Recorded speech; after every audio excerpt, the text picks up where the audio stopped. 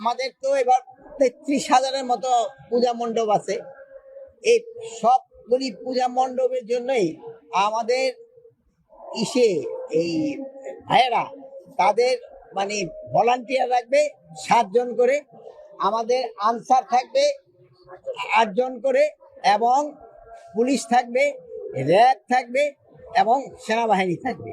এর অধিকন্তু আমরা কিন্তু আর প্রায় 80,000 এই মহিলা এবং শিশু বিষয় মন্ত্রণালয় থেকে ভলান্টিয়ার রাখতেছি। এবার এই জন্য কোনো ধরনের কোনো অসুবিধা হবে না। আর আরেকটা জিনিস হলো, অনেকেই বলছে যে পূজা মণ্ডপের আশেপাশে কিন্তু দোকান থাকতে পারবে, বাট ওই আগে যেমন ধরেন বড় মেলাগুলি হলে হয় কি এখানে গ্যাদারিং এর হয়ে যায়, এই জন্য বড় মেলা থাকবে না, কিন্তু দোকানগুলি থাকতে পারে।